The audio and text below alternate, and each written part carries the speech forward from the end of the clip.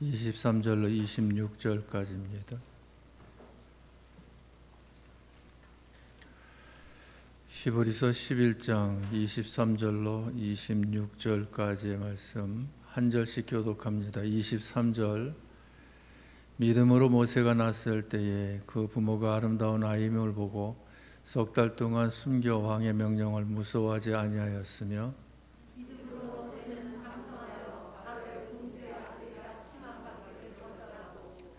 도리어 하나님의 백성과 함께 고난받기를 잠시 죄악의 낙을 누리는 것보다 더 좋아하고 너를 위하여 받는 수모를 애굽의 모든 부하보다 더 큰 재물로 여겼으니 이는 상 주심을 바라봄이라. 아멘. 기도하십니다. 참 좋으신 하나님 앞에 창립 38주년 감사 예배로 예배케 하시니 감사합니다. 이 시간도 하나님을 찬양한 성가대의 찬양 또한 아멘으로 화답한 성도들의 찬양을 하나님께서 기뻐 받으신 줄 믿습니다. 찬양을 기뻐 받으신 하나님께서 이 시간도 저희들에게 말씀을 주실 때에 하나님의 뜻을 분명하고 선명하게 구체적으로 세밀하게 깨닫는 시간 되어 하나님의 요구에 부응하는 삶을 복되게 살아드리는 저희들 되게 하시고 가정 되게 하시고 특별히 교회가 되게 축복하옵소서. 예수님 이름으로 기도하옵나이다. 아멘. 창립 38주년을 맞이한 여러분과 가정과 교회 위에 주님의 이름으로 축복이 임하기를 원합니다.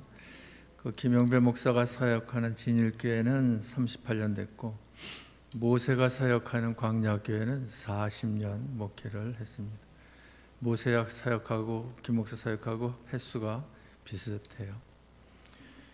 오늘 창립 38주년을 맞이해서 겸사겸사 그 광야교회 모세가 사역한 그 이스라엘 백성들의 그 출애굽 광야 가나안의 그 일정을 이렇게 돌아보고 살피면서 그저 우리 교회의 그 여정과 그 모세가 이끄는 광야교회 여정이 어떻게 비슷한지 어떻게 닮았는지 무엇이 다른지를 살펴보면서 우리 교회가 아무래도 모세가 이끄는 광야교회만은 못하겠지요. 그래서 이 시간 그 귀한 깨달음이 있어지길 원합니다. 한 수 배움이 있기를 원합니다. 그리하여 38년 동안 하나님께서 함께 하시면서 우리 교회를 이렇게 성장, 부흥, 발전하게 하셨는데 앞으로 이어지는 과정 속에서도 더 크신 하나님의 은혜, 은총, 은사가 임하는 역사가 있어지기를 원합니다. 그 모세 그러면 우리가 잘 아는 인물이지요. 잘 아는 인물인데 이 모세가 출생했을 당시에는 굉장히 힘들고 어려운 상황이었습니다. 성경 보십니다. 23절 말씀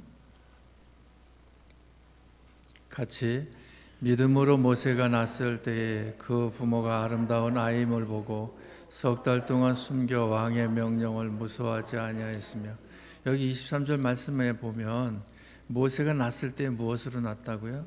믿음으로 났다는 거예요. 그럼 믿음으로 났다는 말은 믿음으로 낳지 못한 경우도 있다는 이야기잖아요.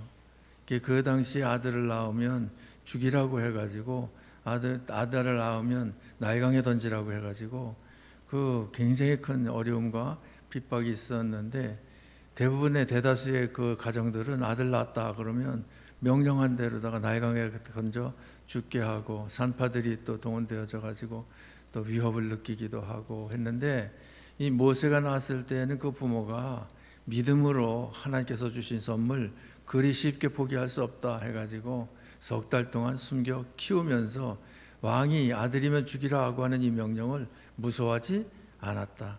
그러니까 이 모세는 구약 성경 인물 중에 가장 뛰어난 인물이 모세인데 하나님께 가장 크게 쓰임받은 것이 모세인데 이 모세가 나을 때에 믿음으로 나왔다는 것이 이것이 그 일반인들하고 다른 모습입니다.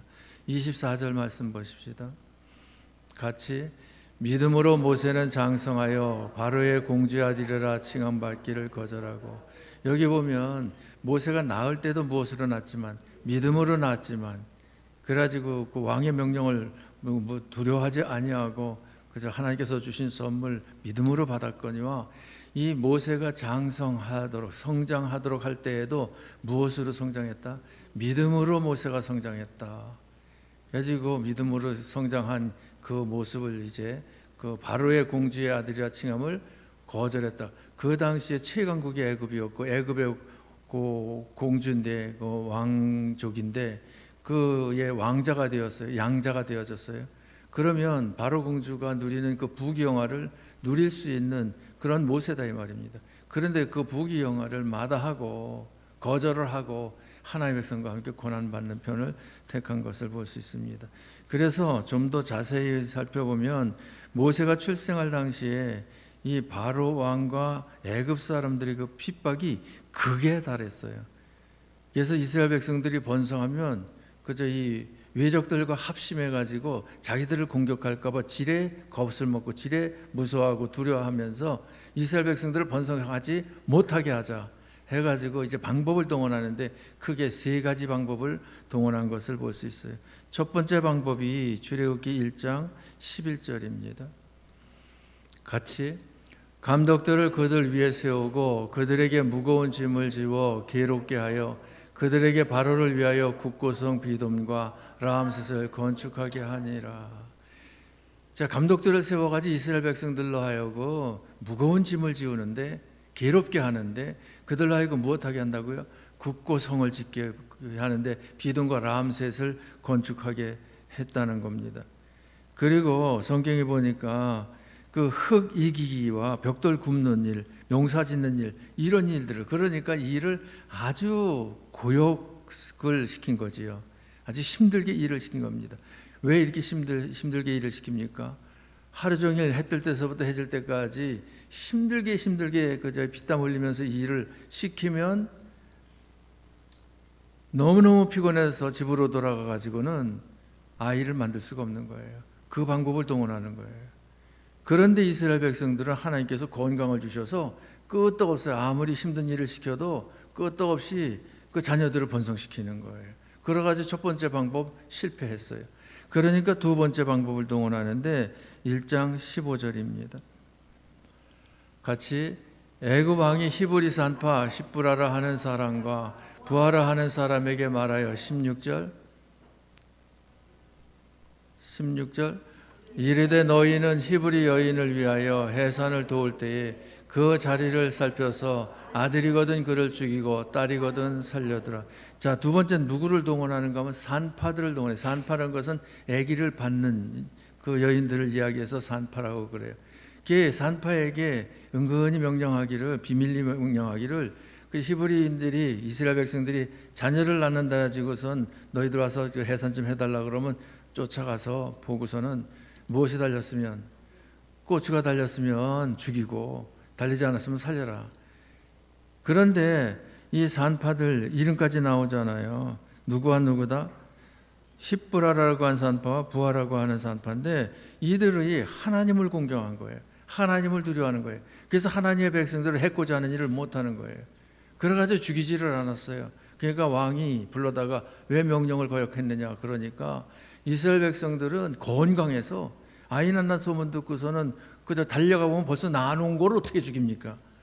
그리고서는 변명하고 핑계를 댔어요.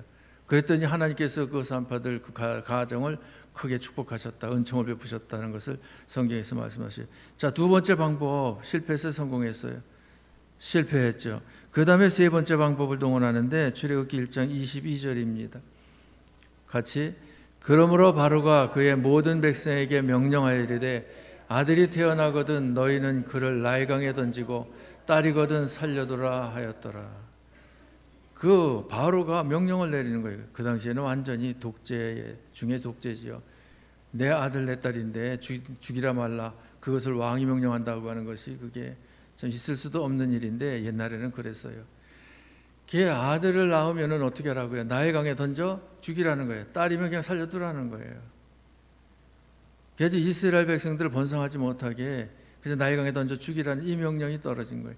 자, 이러한 그 국고성을 지으라 가지고선 고역을 시키지를 않나, 산파를 동원해 가지고 죽이라고 하지를 않나, 그리고 아예 직접 명령하기를 아들이면 나일강에 던져 죽이라고 하지를 않나. 이러한 그 엄청난 그저 이 위험한 상황 중에서 극한과 환난 역경 중에서 그것 때에 나 출생한 것이 누구다? 모세라는 거예요.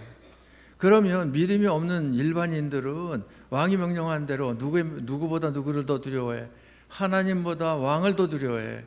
그래서 왕의 명령, 그 명령을 따라 자기가 낳은 자기 아들임에도 불구하고 자기 새끼임에도 불구하고 나일강에 던져 죽게 하는 이들이 일반인들이에요. 흔히 볼 수 있는 문. 그러면서 또 울기는 왜 이렇게 우는지 그저 뭐 애통하게 울고 통곡하면서 울고 그러지 않았겠습니까? 그런데 이때 딱 임신한 것이 누구냐면 모세예요. 임신했을 때부터 긴장이 되지 않았습니까? 긴장되지 않았겠습니까? 무엇을 낳으면 나일강에 던져야 되는데, 아들을 낳으면 나일강에 던져 죽게 해야 되는데, 아마 모르긴 몰라도 아버지 이름이 아므람이고 엄마 이름이 요게벳인데, 아므람과 요게벳이 임신했을 때에 이미 자녀들이 둘이 있어요. 누구와 누가 있어요? 아론과 형 아론과 누이 미리암, 남매가 있어요. 남매가 있는데 지금 또 임신한 거거든요. 그러면 아들을 낳아도 소홀히 할 수도 있고, 아들이 있으니까 딸을 낳으면 천만다행이고 이렇게 생각할 수도 있겠어요. 그러나 이들은 임신했을 때 하나님께서 주신 선물이다. 하나님께서 주신 선물을 하나님께서 주시는 대로 우리는 믿음으로 받아 믿음으로 최선을 다해서 양육할 뿐이다. 그리고는 하나님께 결과는 맡긴다. 이런 믿음을 가지고 있었던 거예요. 그래가지고 모세를 낳을 때에 낳아보니까 무엇을 낳았어요? 아들을 낳았잖아요. 아들을 낳았을 때에 하나님께서 주신 그 자녀의 선물이다라고 하는 믿음을 가지고 최선을 다해서 키운 것이 몇 개월 키운 거예요? 3개월을 키운 거예요. 다른 사람들은 3일도 키우지를 못하는데 이 부부는 3개월을 숨겨 키운 거죠. 3개월이 지나면 아이가 어떻게 돼요? 많이 성장하고 옹알이를 해요. 웃는 소리가 바깥으로 나가고 우는 소리가 바깥으로 나가. 목소리가 커져. 그러니까 숨겨 키우는 데는 한계가 있는 거죠. 그러니까 3개월 동안 숨겨 키웠다라고 하는 것은 아므람과 요게벳이 믿음으로 키우기를 최선을 다해 키웠다. 이것이 3개월이에요. 그 다음에 3개월 후에는 이제 어떻게 합니까? 나일강에 갖다 던져 죽게 하는 것이 아니라 갈대 상자를 만들고 역청을 안에다 발라 물이 못 들어오게 하고 그 갈대 상자에 담아가지고 갈대 사이에다 띄워놔. 그리고 미리암이 갈대숲에 숨어가지고 어떻게 하나님께서 하시는가 지켜봐. 그때 등장한 것이 누가 등장합니까? 바로 공주가 등장을 해요. 해가지고 갈대 상자를 건져가지고 보니까 아이거든. 히브리 아이라는 것을 알아. 그 당시에는 히브리라고 그래, 히브리인이라고 그랬는데 알아. 그런데 이 아이를 공주가 직접 낳은 것이 아니잖아요. 그러니 자기 아들로 삼고 싶어도 젖을 먹일 수 없잖아요. 그때 누가 등장하는가 하면 누이 미리암이 등장을 해. 그래가지고 공주님, 공주마마, 유모를 제가 소개해 드릴까요? 그래라, 가서 유모를 좀 데리고 와라. 할 만한 사람 좀 데리고 와라. 그러니까 이 미리암이 뛰어가가지고 유모로 아이를 젖을 먹이 키울 유모로 데리고 온 것이 누구를 데리고 옵니까? 자기 엄마를 데리고 오는 거예요. 그래가지고 공주가 삭슬 줄 테니까, 후하게 줄 테니까 이 아이 좀 잘 키워주시오. 그래가지고선 맡겼다니까요. 그러니까 이 요게벳이 모세 어머니 친모가 요게벳인데 유모도 요게벳이잖아요. 자, 실제적으로 모세와 요게벳과의 관계에서는 어떤 엄마예요? 친모야. 직접 낳은 엄마예요. 그런데 그저 외부에서 알기로는, 특별히 바로 공주가 알기로는 이 모세와 엄마의 관계는 어떤 관계예요? 유모야. 젖을 주는 엄마일 뿐이야. 그러면서 삭슬 돈을 받고 키운다니까요. 그러니까 이 믿음의 역사라고 하는 것은 하나님의 역사로 놀라운 이 반전이 있는 거예요. 전화위복이 있는 거예요. 믿음으로 얼마나 최선을 다했느냐, 그게 중요한 거예요.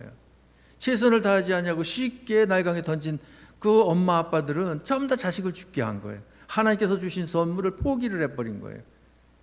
그런데 모세의 아버지 어머니 아므람과 요게벳은 하나님께서 주신 선물을 믿음으로 받았고, 그리고 나름 최선을 다해서 3개월 동안 키웠고, 그리고 나일강에 갖다 던져 죽게 하는 것이 아니라 갈대 상자를 만들어가지고 거기다 담아가지고 띄워놓고 하나님께 맡기는, 하나님께 위탁하는, 의지하는 이런 그 모습을 보잖아요. 그때 하나님께서 손을 쓰시잖아요.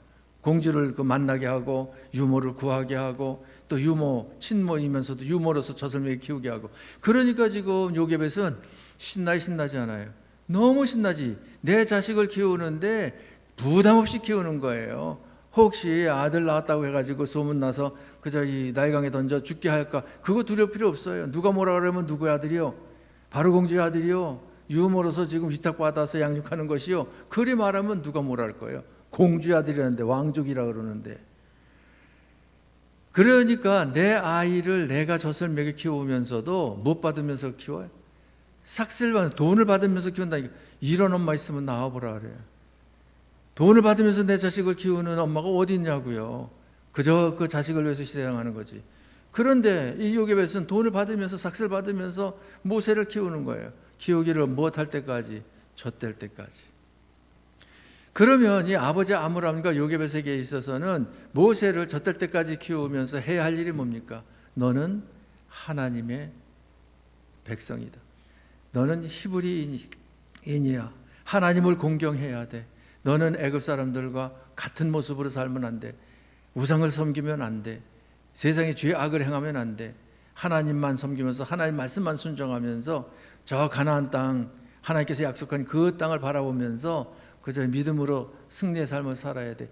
이것을 언제까지? 젖될 때까지 그저 이 반복해가지고 세뇌 교육을 시키는 거예요. 세뇌 교육을.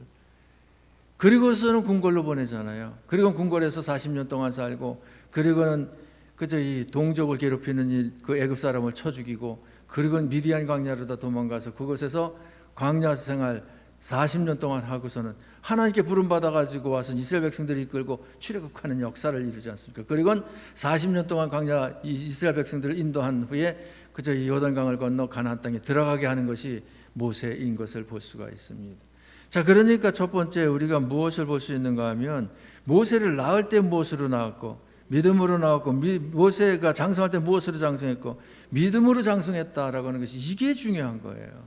이것이 바로의 공주의 아들로 양자가 되어가지고선 자랐다, 이게 중요한 것이 아니에요. 그렇게만 자랐더라고 하면 세상 부귀영화는 누렸을지 몰라. 그러나 하나님께 기중이 쓰임받는 일은 없었을 거예요.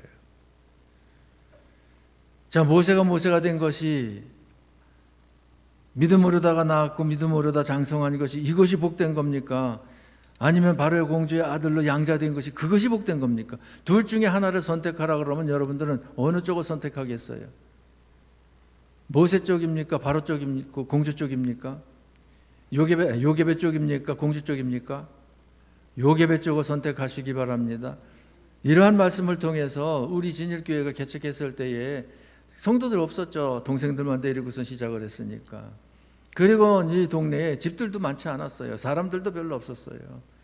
그런 가운데 그저 하나님 앞에 기도하면서 전도하면서 힘쓰고 애쓴 결과 오늘에 이르는 이 모습이 되었고, 오늘 오후에 여러분들이 오시면 이제 깜짝 놀랄 일이 있는데, 그건 오후에 이야기하도록 하고, 하나님께서 우리 진일교회를 통해서 얼마나 많은 영혼들을 구원했는지 몰라요.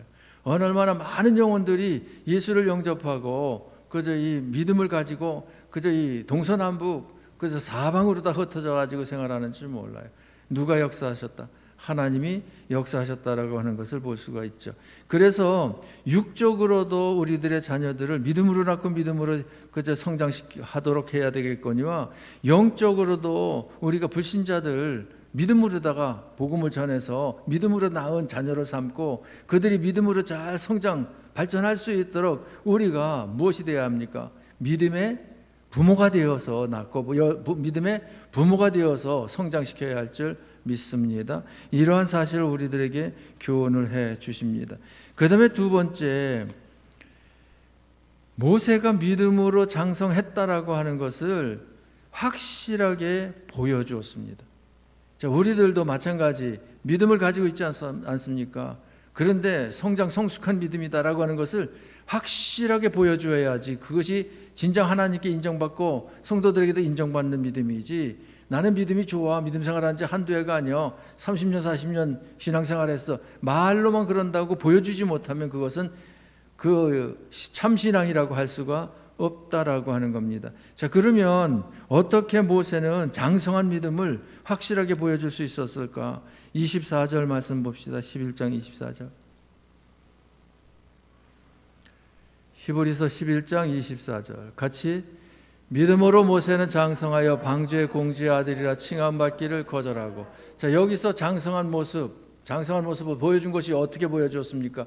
바로의 공주의 아들이라 칭함받기를 거절했다는 거예요. 그러면 바로 공주의 아들이다. 그러면 그저 이 왕족이 되어지는 그것을 거절했다는 거예요. 그러면 공주의 아들이다 그러면은 무엇은 따놓은 겁니까? 부귀영화는 따놓은 거예요. 호의호식하는 삶은 그건 따놓은 거예요. 그 사람들에게 고임들린 귀중히 여김 받는 거 따놓은 거예요. 명예와 권세 이거 따놓은 거예요. 그러니까 세상 사는데 최고의 행복을 누릴 수 있는 그 조건을 따놓은 거예요. 그런데 이거 손안에 들어온 것을 지금 무엇했다고 말을 해요? 믿음으로 모세는 장성해서 믿음으로 장성한 것을 보여주기를 이 공주의 아들이라 칭함받는 것, 이 부귀영화를 무엇하는 것으로 다 보여줍니까? 거절하는 것으로 다 보여주는 것을 볼 수 있어요. 그러면 거절한 것으로 끝났는가? 거절하는 대신에 25절 도리어 거절한가 하면서 끝나는 것이 아니라 오히려 도리어 하나님의 백성과 함께 고난받기를, 하나님의 백성과 함께 고난받는 편을 택했다는 거예요. 하나님의 백성과 함께 고난받은 것이 뭡니까? 바리바리 짐 싸들고서는 애굽에서 나아가는데 함께 동행을 하고, 홍해바다 건너는데 같이 건너고, 광야 생활하는데 원망불평 들으면서 먹을 것도 없고 마실 것도 없어가지고 애를 먹으면서 구름기둥 불기둥 인도를 받으면서 광야 생활, 그 척박한 광야에서 생활하는 그 고난뿐만 아니라 인도를 받는 이스라엘 백성들이 한두 번 원망불평하는 것이 아니에요. 돌로 치려고 한 것이 한두 번이 아니에요. 얼마나 하나님의 백성 인도하고 이끄는데 고난받았는지 몰라. 그러나 고난받는 것을 잠시 죄악의 낙을 누리는 것보다 더 좋아했다는 거예요. 그러니까 바로의 공주의 아들로 최강국 애굽에서 왕자로서 생활하면서 그저 낙을 누리는 이 낙이 무슨 낙이다? 죄악의 낙이라는 거예요. 왜 죄악의 낙이다? 애굽에는 대표적인 우상이 10가지가 있었어요. 그것에 대해서 재앙을 내린 것이 10가지 재앙이야. 재앙 내린 것마다 애굽 사람들은 그것을 우상으로, 하나님이 아닌 신으로다가 섬겼던 그 애굽 사람들인데, 그들과 함께 어우러져 하나님을 섬기지 않고 우상을 섬기는 삶을 살면서 부귀영화를 누린다는 것이, 그것이 부귀영화를 몇 년이나 누릴 것이요. 모세가 몇 살 살았어요? 120세 살았잖아요. 그래 120세 동안 120년 동안 누린다고 해. 그러나 그것이 세상에서 120년이라는 것은 짧은 거잖아요. 그 120년 동안의 낙을 누리는 것, 그것보다 하나님의 백성과 함께 고난받는다. 하나님과 함께 고난받은 그 고난에는 무엇이 따라요? 그리스도의 영광이 따라. 끝에 26절 하바 끝에 보니까 이는 무엇 주심을 바라봄이라? 상 주심을 바라봄이라 그랬잖아요. 상 주심을. 천국의 상이 있어. 이 천국의 상이라는 것은 세상의 부귀영화와 비교할 수 없는 상이야. 이 상 받으면 영원하다 아니면 몇 년이다? 영원하다, 영원하다. 그러니까 이 비교할 수 없는 거예요. 그뿐만 아니라 25절에 보니까 또 무엇을 말씀하시는가 하면 26절 잘 넘겼는데, 그리스도를 위해서 받는 수모를 애굽의 모든 보화보다 더 큰 재물로 여기다. 애굽의 모든 보화 얼마나 바리바리 많았겠어요, 그렇죠? 그런데 그것들보다도 그리스도를 위해서, 우리 예수님을 위해서 수모를 당하는 것, 핍박을 당하는 것, 그것을 더 큰 재물로 여겼다는 거예요. 더 큰 재물로 여겼다는. 더 큰 재물로 여길 수밖에 없었던 것이 세상의 물질이라고 하는 그거 썩을 것이잖아요. 잠깐 있다 없어질 것이잖아요. 그것보다 그저 이 천국의 상주심, 이것이 얼마나 비교할 수 없이 큰 것이냐는 얘기죠. 자, 그러니까 모세를 보면은 모세가 가지고 있는 믿음을 확실하게 그저 이 보여주는 것을 볼 수 있는데, 바로의 공주 아들이라 칭함을 거절해. 그리고 하나님의 백성과 함께 고난을 받아. 그러면서 그 애굽의 그 무엇을, 죄악의 낙을 그 그리스도를 위해서 받는 고난, 이것을 더 크게 여겨. 이것을 재물보다도 더 크게 여겨. 그러니까 낙보다도 더 크게 여겨. 그러니까 하나님 그 바로의 공주의 아들이라 칭함을 거절했다는 것은 죄악의 낙이라는 얘기예요. 그리고 애굽의 보화와 모든 재물, 이것을 손아귀에 쥘 수 있는 것이 누구의 아들로 있는 것이다? 공주의 아들로 있는 것이다. 근데 공주의 아들을 거절했다. 아들됨을 거절했다. 이것은 무엇을 거절했다? 예? 죄악의 낙을 거절했다. 두 번째 무엇을 거절했다? 애굽의 모든 보화를 거절했다. 이런 이야기예요. 그리고 하나님의 백성과 함께 고난받고 그리스도를 위해서 수모를 당했다. 이것이 무엇 주심을 바라봄이라? 상 주심을 바라봄이라. 이렇게 말씀하시는 것을 볼 수가 있습니다. 자, 그러니까 모세가 장성한 믿음을 가지고 있다라고 하는 것은 이런 결단을 통해 가지고 우리가 볼 수 있듯이 우리들도 믿음 생활할 때 진정한 믿음, 진실한 믿음, 신실한 믿음이 있으면 그 믿음 있는 것을 결단으로 나타내 보여야 돼요. 누구 편을 붙잡아야 돼요? 하나님 편을 붙잡고 주님 편을 붙잡아야죠. 믿음의 유익 편을 붙잡아야죠. 순종 편을 붙잡아야죠. 은혜 편을 붙잡고 축복 편을 붙잡아야 할 줄 믿습니다. 그러지 않고 세상을 붙잡는다, 육체를 붙잡는다, 죄악을 붙잡는다, 불순종을 붙잡는다 하는 것은 그것은 믿음의 성장한 모습이 아니다 라고 하는 것을 우리에게 교훈을 해 주시는 겁니다. 자, 그러면 이 모세가 광야 생활을 할 때에 어떤 생활을 했는가? 하나님의 백성과 함께 고난을 당했다. 그리고 그리스도를 위해서 수모를 당했다. 이렇게 표현하고 있잖아요. 그런데 그리스도라고 그래. 그러면 그리스도라고 그랬을 때 하나님의 백성과 함께 고난받았다는 건 이해가 가. 왜? 이스라엘 백성들이 하나님의 백성이니까. 그런데 그 당시에 그리스도 예수님이 계셨어요? 안 계셨어요? 예수님은 언제 오셨어요? 지금으로부터 2000년 전에 오셨어요. 베들레헴 마가관에서 출생하셨어요. 그런데 모세는 예수님이 오시기 전 사람이에요, 후 사람이에요? 전 사람이잖아요. 우리들은 예수님 오신 후 몇 년 후 사람이고 2000년 후 사람이고 우리들은. 모세는 예수님 오시기 전 몇 년 사람이고 1500년 전 사람이고. 예수님이 오시려면 아직 몇 년 더 기다려야 돼? 1500년이나 기다려야 돼. 그런데 그리스도를 위해서 수모를 당했다는 거예요. 말이 돼, 안 돼요? 말이 돼. 성경에 기록된 것은 말이 되는 말씀만 기록되어 있지 말이 안 되는 것은 기록이 안 돼 있어요. 말이 돼. 그러면 어떻게 말이 되는가? 예수님 오신 후 2000년 지났는데 우리가 예수를 믿는 것이나, 예수님이 오시기 전 1500년 전 모세지만 모세가 예수를 믿는 거나, 믿음은 누구의 선물이요? 하나님의 선물이요. 하나님께서 예수님이 구주되심을 그저 믿게 하시는 그 믿음은 하나님의 선물인데, 하나님이 선물 주셔서 선물을 받으면 예수님 오시기 전 사람이나 후 사람이나 예수를 믿을 수 있다라고 하는 겁니다. 우리가 예수를 보고 믿는 거 아니잖아요. 오셨었지만 보고 믿는 게 아니잖아요. 모세가 앞으로 오실 것이지만 그저 보고 믿는 것은 아니잖아요. 똑같아요. 오셨느냐 오지 않으셨느냐 그 차이만 있을 뿐이지 보지 않고 믿는 것은 똑같아. 자, 그러면 모세가 오실 메시아라 그랬죠. 그런데 이제 그 헬라어로다가 그리스도라고 표현하고 있는데, 그게 구약적으로 표현하면 메시아예요. 신약적으로 표현하면 그리스도. 근데 그 모세가 뭐라고 그래요? 그리스도를 위해서 뭘 당했다 그래요? 수모를 당했다 그래요. 수모를 당하는 것을 또 애굽의 모든 부하보다 더 큰 재물로 여겼다는 거예요. 아주 큰 상급으로 다 여겼다는 거예요. 그러면 그렇게 믿음을 가지고 있었다라고 하는 것을 어떻게 알 수 있는가? 그것을 알 수 있어요. 자, 광야에서 이스라엘 백성들, 하나님의 백성들을 가나안 땅을 목적하고 인도하고 이끌어 갈 때에 그 과정에서 모세가 이스라엘 백성들을 이끌어야 돼요? 아니면 메시아 되시는 구주 되시는 예수님께서 그들을 이끌어 주셔야 돼요? 모세가 이끄는 것이 아니라 누가 이끌어 줘야 돼요? 그리스도가 이끌어 줘야 돼요. 메시아가 이끌어 줘야죠.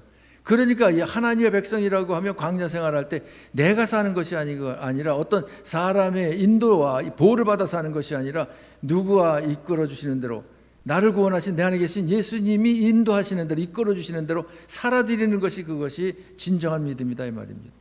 자, 믿음에 대해서 늘 이야기하잖아요. 믿음이 뭐예요?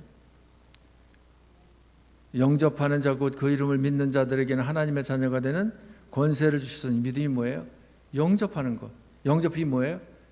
모셔드리는 것. 그러면 내 마음에 예수님을 모셔드린 것, 이게 믿음이에요. 그 믿음 생활이 뭐예요? 내가 사는 것이 아니고 내 안에 계신 예수님으로 사는 것이 믿음 생활이에요. 그러면 이스라엘 백성들 가나안 땅에 들어가려면 누굴 믿어야 가나안 땅에 들어가요? 가나안 땅은 천국을 상징하는 거예요. 천국의 그림자예요. 가나안 땅에 들어가려면 누굴 믿어야 돼? 이스라엘 백성들이 예수를 믿어야 돼요. 어떤 예수? 오실 예수를 믿어야 돼. 그럼 오실 예수가 광야 생활 중 이스라엘 백성들에게 보여졌어요? 안 보여졌어요? 사람의 모습으로는 보여지지 않았어도 예수님이 어떤 메시아라고 하는 것에 대해서는 보여줬어요. 알려줬어요. 그래서 그 믿음을 가지고 그것 보고 그것에 의해서 따라가는 거예요. 그것이라고 하는 것이 예수님을 보여진 그 상징, 되어진 것을 보고서 따라가는 거예요. 그게 뭡니까요? 이스라엘 백성들에게 있어서 광야 생활함에 있어서는 없어서는 절대 아니 될 것이 두 가지가 있어요. 무엇이 없어서는 절대 안 됩니까? 하늘에서 내리는 만나가 없으면 절대 안 돼. 굶어 죽어. 두 번째, 무엇이 없어서 안 됩니까? 반석에서 나는 샘물이 없으면, 생수가 없으면 죽어. 목말라 죽어. 못 살아. 그러니까 이스라엘 백성들이 광야 생활하는데 살 수 있는 것은 무엇을 먹어야 되고, 하늘에서 내려온 떡을 먹어야 되고, 반석에서 나온 물을 마셔야 그들이 살 수가 있어. 그러면 이 하늘에서 내려온 떡이라고 하는 것은 누굴 가리키고, 예수님을 가리키고, 반석에서 나온 물이라는 것은 누굴 가리켜요? 예수님을 가리키는 거예요. 자, 그래서 성경 보십시다. 성경에 보면 요한복음 6장 51절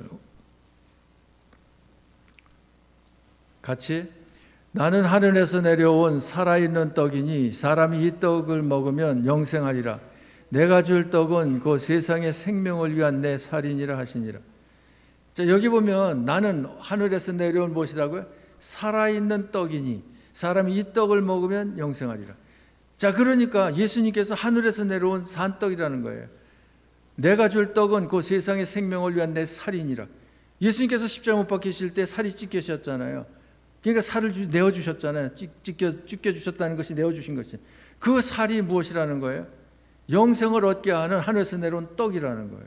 그래서 내 살을 먹고 내 피를 마시는 자는 영생을 얻었고 이렇게 말씀하시잖아요. 그러면 그것을 이 입으로다가 이 살을 먹으라는 거예요? 아니면 예수님께서 십자가 못 박혀 죽으실 때 살이 찢기신 그 찢기심은 내 죄를 담당하시고 찢기신 것이다.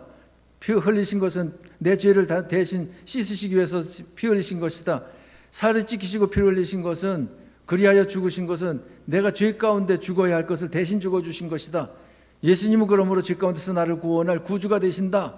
이 믿음을 가지고 예수님을 영접하라는 얘기지 않습니까? 그것이 뭐예요? 입으로 먹는 것이 아니라 예수님의 살을 무엇으로? 믿음으로, 마음으로 다 먹는 것을 이야기를 하는 거예요. 또 그러니까 하늘에서 내려온 산떡이라고 예수님께서 말씀하시고 58절 같이, 이것은 하늘에서 내려온 떡이니 조상들이 먹고도 죽은 그것과 같지 아니하여 이 떡을 먹는 자는 영원히 살리라. 자, 하늘에서 내려온 떡, 예수님이 당신이 하늘에서 내려온 떡이래. 근데 이 떡은 조상들이 먹고도 죽은 그것과 같다, 같지 않다, 같지 아니하다. 그럼 조상들이 먹고 죽은 그 떡은 무슨 떡이에요? 성가대원들, 그 떡이 무슨 떡이에요? 이름이 만나잖아요. 만나를 얘기하는 거예요. 지금 만나가 하늘에서 또 내려왔잖아요. 땅으로. 그 하늘에서 내려온 떡, 이것은 만나를 얘기하는 건데, 이 만나를 먹은 조상들은 그 광야 생활 중은 살았어. 그러나 결국은 수명이 다해서 죽었어요, 살았어요? 죽었잖아요. 그런데 하늘에서 내려온 산떡이신 예수를 먹는 자는, 예수를 믿는 자는 죽음이 또 있다 없다? 없다. 영원히 산다. 자, 그러니까 광야에서 하늘에서 내려온 떡은 예수 그리스도를 말씀하시는 거예요. 그 떡을 먹었다라고 하는 것은 장차 오실 메시아를 믿는 믿음으로다가 먹는 거예요. 그래서 이들이 광야에서 산 것은 앞으로 영원히 살 것의 그림자예요. 뿐만 아니라 반석에서 무엇을 냈습니까? 물을 냈잖아요. 물을 낸 것에 대해서도 요한복음 4장 14절 같이, 내가 주는 물을 마시는 자는 영원히 목마르지 아니하리니 내가 주는 물은 그 속에서 영생하도록 솟아나는 샘물이 되리라. 예수님께서 십자가 못 박히실 때 무엇을 쏟으시고 피를 쏟으시고 무엇을 흘리셨어요? 물을 흘리셨어요. 그래서 물과 피를 다 쏟으셨다, 이렇게 성경은 말씀하셔요. 그러면 이 예수님께서 흘리신 물과 피가 이것이 영생하도록 솟아내는 무엇이다? 샘물이다. 영생을 얻게 하는 샘물이다. 보면 이스라엘 백성들 그 물을 먹어야 되잖아요. 목마르니까. 물을 광야에서 먹지 못하면 목말라 죽지. 그런데 어디서 물을 내게 했어요? 신명기 8장 15절 같이, 너를 인도하여 그 광대하고 위험한 광야 곧 불뱀과 전갈이 있고 물이 없는 간조한 땅을 지나게 하셨으며 또 너를 위하여 단단한 반석에서 물을 내셨으며. 자, 예수님 하나님께서 물을 내실 때 어디서 물을 내셨다고 그래요? 꼴짝에서 물을 냈다? 아니면 그 샘물이 펄펄 나오는 데서 물이 많이 나오겠다? 아니면 반석에서 물이 나겠다? 이 반석이 무엇을 말하면 돌을 얘기하거든요. 그런데 신약 성경으로 넘어와 보면 반석은 누굴 가리켜요? 예수 그리스도를 가리키잖아요. 이 반석 위에 내 교회를 세우리니, 그 반석이 뭐예요? 반석, 다른 말로 다 시작. 주는 그리스도시요 살아계신 하나님의 아들이시니이다. 이 예수님에 대한 그리스도라고 하는 고백의 그 믿음을 반석이라는 거예요. 그러니까 예수님이 반석인 거예요. 그러니까 반석에서 생수가 흘러나왔다는 것은 예수님에게로부터 영생수, 영원할 수 있도록 그저 이 생수가 주어진다라고 하는 것을 말씀하시는 거예요. 그래서 예수님께서 이 두 가지를 한꺼번에 말씀하신 것을 볼 수 있어요. 요한복음 6장 35절 같이, 예수께서 이르시되 나는 생명의 떡이니 내게 오는 자는 결코 줄이지 아니할 터이요 나를 믿는 자는 영원히 목마르지 아니하리라. 자, 떡은, 하늘에서 내려온 떡은 어떻게 표현했고요? 나는 생명의 떡이니 이렇게 말씀하셨고, 반석에서 나온 영생수는 무엇으로 말씀하셨고, 영원히 목마르지 아니하리라 이렇게 해서 두 가지를 말씀하셨잖아요. 그러니까 예수님께서 요한복음에 기록되어진 대로 이 말씀을 베세다 광야에 있었던 많은 무리들 혹은 제자들에게 이 말씀을 하셨는데, 이 말씀을 깨닫지 못한 이들은 무리지어서 다 집으로 돌아가 버렸어요. 그러니까 예수님께서 제자들에게 너희도 가려느냐, 그러니까 영생의 말씀이 계시면 우리가 누게로 가오리까. 예수님께서 영생을 주시고 예수님의 말씀이 우리에게 영생을 주시는데, 예수님을 떠나 말씀을 떠나 우리가 어디로 갑니까? 안 갑니다. 이런 얘기예요. 여러분은 어떻습니까? 너희도 가려느냐? 다 같이 대답 시작. 가르쳐주고 물어본다니까. 나는 가르쳐줬죠. 분명히 간단해. 영생의 말씀이 계시면 누게로 가오리까. 가르쳐줬어요. 여러분도 가시렵니까? 그러니까 우리가 교회 왔다라고 하는 것은 교회에 누가 자정에 계셔요? 보이진 않지만 하나님이 자정에 계시고 예수님이 그저 구주가 되시는, 그리스도가 되시는 예수님이 함께 계셔요. 그러므로 교회를 찾는 거예요. 그래서 교회에서 와서 예배를 드리면서 누구를 간절히 구해? 하나님을 간절히 구해. 누구를 간절히 찾아? 그리스도를 간절히 찾아. 그래서 인격적으로 만남을 가지고 만남의 시혈을 부여안고 집으로 돌아가는 것이 저와 여러분들이고, 그 시혈 가지고 인도와 이끌림을 받으면서 세상에서 삶을 살아가면서 천국 삶을 사는 것이 우리들의 신앙생활이다 이 말이에요. 그리고는 이제 좀 힘이 딸릴만 하면 또 이제 주일을 맞아서 또 올라와 가지고 또 재충전 받고 내려가고 또 재충전 받고 내려가고, 이렇게 신앙생활을 하는 겁니다. 자, 그러니까 이스라엘 백성들 애굽에서 나올 때에 어떤 상황에서 그들이 번성했는가를 보셨죠. 그러한 중에서도 믿음으로 낳고 믿음으로 장성한 모세를 통해서 하나님께서는 하나님의 백성들을 이끌어내셨다는 거예요. 이끌어낼 때에 유월절 어린 양이 있잖아요. 그분이 누구를 가리켜요? 예수님을 가리키는 거예요. 홍해를 건넜다는 것은 그저 이 세례받은 것을 가리키는 거예요.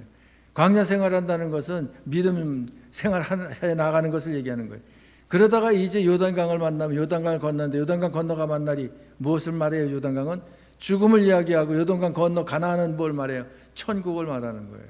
자, 그러니까 모세는 천국의 상주심을 바라보고 그저 이 믿음으로다가 출생하고 믿음으로 성장한 가운데 이스라엘 백성들을 이끌어냅니다. 이끌어내는데 누구의 이름으로 이끌어내요? 유월절 어린 양 대신 예수님의 이름으로 이끌어내. 그리고 이끌어내 주신 예수님의 이름으로 백성들을 인도해가, 이끌어가. 그것이 뭐예요? 하늘에서 내려오는 만나와 반석에서 나오는 생수, 그것 가지고 이스라엘 백성들을 먹이고 입히면서, 그러면서 성령의 또 인도하심이 있죠. 성령의 인도하심이 뭐예요? 낮에는 불기둥, 낮에는 구름기둥, 밤에는 불기둥으로다가 인도하는 거예요. 이게 구름기둥, 불기둥이 성령의 인도하심을 얘기하는 거예요. 그래가지고 쭉 인도하는데 지금 요단강가까지 왔어요. 여기서부터 이제 바톤 매치하고 누가 이끌어드리는가 하면 여호수아와 갈렙이 이스라엘 백성들을 이끌어드리고, 모세는 거기서 이제 그 여호수아에게 바톤을 넘기고 느보산이라고 하는 산 위에 올라가가지고 꿈에도 그리던 사모하던 그 가나안 땅을 내려다봐. 하나님께서는 가나안 땅에 들어가지는 못할 것이라.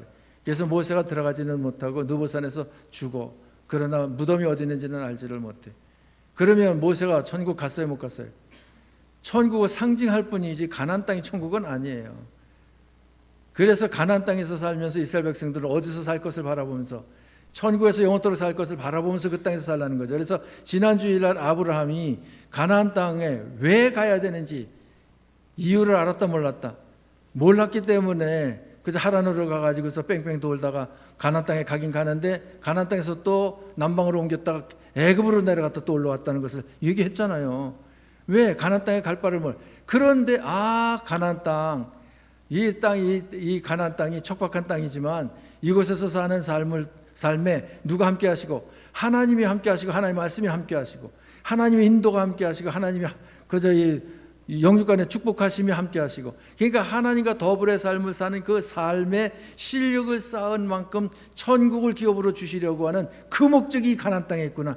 이것을 깨닫는 순간 이 아브라함은 이삭과 야곱과 3대가 장막생활하고 자기 집을 짓지 않았다고 얘기하잖아요, 성경에서. 왜 장막생활을 해요? 하나님께서 지으신 성을 바라보고 천국에 가서 살 것을 바라보고. 무슨 말인지 알겠죠? 그러니까 모세도 느부산에 올라가지고 그 가나안 땅을 내려다보면서 당신이 갈 그 가나안 땅에 들어가지 못하는 아쉬움은 있지만은 천국에 갈 것을 그 바라보는 그 믿음 가지고 얼마나 벅찬 감격이 있었을까. 그러니까 이는 상 주심을 바라보면서 모세가 천국 갔다 못 갔다, 천국 갔다는 것을 알 수 있잖아요. 여기 상 주심이 상이라는 것이 애굽의 상이라고 그러면 바로의 공주의 아들이라 칭함을 거절해야 돼요, 꽉 붙잡아야 돼? 꽉 붙잡아야지, 애굽의 그 부귀영화라고 하면. 그런데 그 애굽의 부귀영화를 거절했다라고 하는 것은 이 상 주심은 무엇을 얘기하는 거예요? 천국의 기업 주심을 이야기하는 거예요. 그래서 저와 여러분도 이 세상 지금 광야 생활을 하고 있어요. 예수 그리스도가 인도하고 이끄시는 대로 아멘으로 따라가는 삶을 사시기 바랍니다. 성령의 그 보호하심과 지키심, 성령의 지혜 주심과 능력 주심 따라서 그저 전진해 나아가시기 바랍니다. 그래서 우리들에게 절대적으로 필요한 것이 신앙생활인데 무엇과 무엇이다. 자, 이것만 이제 알아맞히면 끝낼 거예요. 신앙생활하는데 절대적으로 필요한 것이 첫 번째 어떤 요소다. 두 번째 어떤 요소. 난 답을 다 지금까지 그냥 한 3, 40분 이야기하면서 답을 가르쳐주고 물어봐. 여러분이 살려면 뭐가 필요하다. 아무리 물어봐라 대답해나. 신앙생활하는데 무엇이 이렇게 필요한가 하면 말씀이 이렇게 필요한 거예요. 말씀이 우리들의 영혼의 무엇이에요? 떡이에요. 무슨 말인지 알겠죠? 영혼의 양식이라니까요. 그러니까 하늘에서 내려온 떡을 먹었다라고 하는 것은 우리가 말씀을 먹는 거예요. 예수를 믿는 믿음도 말씀을 통해서 예수 믿잖아요. 그러니까 영혼의 양식, 말씀을 우리가 늘 접해야 돼. 그래서 말씀대로 아멘의 삶을 살아야 돼. 그래야 주님의 인도를 받는 거예요. 그 다음에 두 번째, 반석에서 영원한 생수가 터져나와 목마름이 해갈돼. 목말라 죽는 줄 알았는데 그 목마름이 해갈돼. 이 말은 무슨 말이에요? 여러분들의 삶의 과정에서 힘들고 어려운 일이 있으면 그것을 원하는 만큼 충족되지 않냐면 해서 목마르다 표현하잖아요. 그것을 목마름을 해결할 수 있는 방법은 뭐예요? 기도죠, 기도. 그래서 이 말씀과 기도와 말씀, 이 두 가지 요소는 여러분들이 신앙생활하는데 절대적으로 꼭 필요한 요소다라고 하는 것을 기억하시기 바랍니다. 말씀이 공급되지 않으면 영적으로 죽어요. 말라 죽어. 생수가 그 기도가 그 하나님과 원활하게 되어지지 않으면 목이 말라. 그래서 사는 삶이 메말라져 버리고 말아요. 그래서 말씀과 기도가 겸비되어져야 된다라고 하는 것을 꼭 기억하시기 바랍니다. 그래서 우리가 모세가 이끄는 광야교회 그 과정이나 우리 진일교회가 38년 동안 이제 인도와 이끌림을 쭉 받은 그 과정이나 같은 그 원리와 같은 이치 가운데 여기까지 왔다는 겁니다. 이제 모세가 40년 동안 목회를 한 것처럼 이제 김 목사도 40년이 얼마 안 남았는데 꽤 오래 목회를 해왔어요. 해왔는데 이 해오는 과정에서 이제 무엇만 남기는 거 있어요. 오늘 그 말씀에서 무엇과 무엇이 남겼어요. 모세에게 있어서 요단강을 건너고 가나안 땅에 들어가는 거, 이거를 남겨놓고 있잖아요. 김 목사도 그걸 남겨놓고 있잖아요. 아멘? 아멘 안 하면 죽으란 얘기가 되는데, 그렇죠? 그런데 이 가나안 땅에 들어가는 것은 무엇과 무엇이 인도를 합니까? 누가? 여호수아와 갈렙이 인도예요. 그러면 여호수아는 어떤 사람인가 하면 하나님께서 말씀 주신 그 말씀대로 아멘하고 순종한 사람이에요. 하라고 하는 대로 요단강 건너고 하라는 대로 여리고 성문을 때리고 하라고 하는 대로 해. 아무튼 그래서 여호수아는 하나님의 말씀 진리를 상징을 해. 그리고 누가 있어요 또 여호수아 말고? 갈렙이 있잖아요. 갈렙은 소리 소문 없어. 표면으로 나타난 것이 없어요. 그런데 배후에서 여호수아가 말씀대로 이스라엘 백성들을 이끌고 나아가는 데 있어서 음으로 양으로 직간접으로다가 밀어줘요. 버팀목이 되어지고 지렛대 역할이 되어져. 그러니까 이 갈렙은 무엇을 의미하는가 하면 성령을 의미해요. 그러니까 우리가 지금 이 예배를 드릴 때에도 무엇과 무엇으로다가 주님을 만날 수 있어요. 영과 진리로. 그러니까 하나님은 영이시니 인격이시니 예배하는 자는, 하나님을 만나 높여드리는 자는 무엇과 무엇으로? 영과 진리로 예배할지니라 그러잖아요. 영, 이것이 성령을 이야기하고 진리, 말씀을 얘기하는 거예요. 이 성령의 인도와 감동을 받으려면 기도 생활이 이게 전제되어야 되고, 그러니까 말씀과 기도, 말씀과 그 성령은 이게 한 세트로다가 우리들의 신앙생활 없어서는 아니 될 요소다라고 하는 것을 기억하시고, 우리가 얼마 남았잖아요. 그렇죠? 여기 오래 남은 사람도 있지만 오래 남아봤자 7, 80년이잖아요. 얼마 안 남아봤자 10년, 20년, 얼마 안 남았잖아요. 그러면 우리는 어디 가서 영원토록 살 것이요?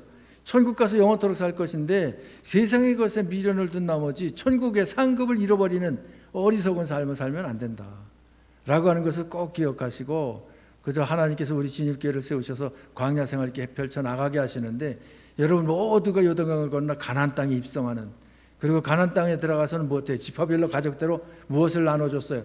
제비 뽑아 기업을 나눠줬잖아요. 그것처럼 천국과 우리 진일 지파 기업을 나눠줄 텐데, 어떤 사람은 기업을 조금, 어떤 사람은 기업을 많이 나눠 받을 때에 나는 왜 조금 주냐고 항의해봤자 소용없어요. 무엇대로 주니까? 믿음의 실력대로 나눠주니까. 그래서 큰 믿음의 실력을 가지고 천국의 기업을 크게 유업으로 받는 여러분이 꼭 되시기를, 큰 상급 받는 여러분이 되시기를 주님의 이름으로 축복합니다. 축복합니다. 기도하십시다. 참 좋으신 하나님, 오늘 창립 38주년 감사 예배로 하나님께 예배를 드리게 하시니 감사합니다.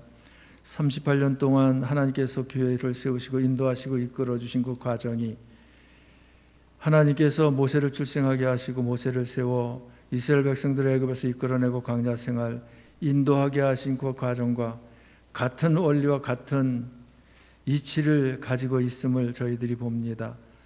하원즉 저희들 깨달은 대로 6월절 어린 양의 피뿌림을 인하여 이스라엘 백성들이 애굽에서 나왔듯, 저희들이 예수님의 보혈에 죄 씻음을 인하여 저희들이 죄악된 세상에서, 죄악에서 그저 구속되어진 줄, 벗어난 줄 믿습니다.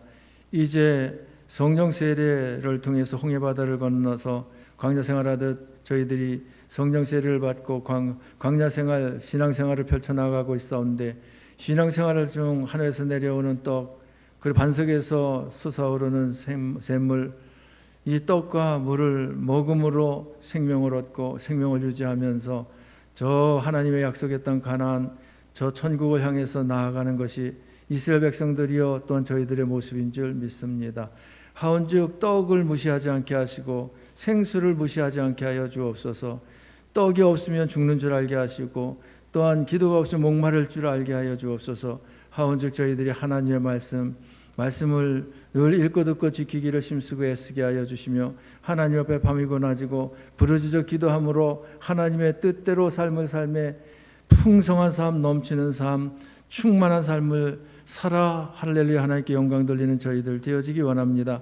천국의 상 주심을 바라보게 하옵소서. 천국의 상 받음을 애굽의 모든 보화보다도 더 큰 재물로 여긴 것처럼 하나님의 백성과 함께 고난받는 것을, 또한 죄악의 낙을 누리는 것보다 더 좋아한 것처럼 저희들도 그리 좋아하고 선호할 수 있도록 은총 내려 주옵소서. 아무쪼록 저희들의 신앙이 하나님 앞에 바르고 반듯하게 세워지는 신앙이 꼭 되어지기를 원합니다. 38년 동안 인도하시고 이끌어 주신 주님, 앞으로 나아가는 길 예수님 재림하시는 그날까지 우리 진일교회를 보호하시고 지켜주시며 인도하고 이끌어 주실 줄 믿습니다. 그 과정에서 사랑하는 성도들과 가정 보듬어 주옵소서. 영육간에 두 손 들어 축복하옵소서. 그리하실 줄 믿고 예수님의 이름으로 기도하옵나이다. 아멘.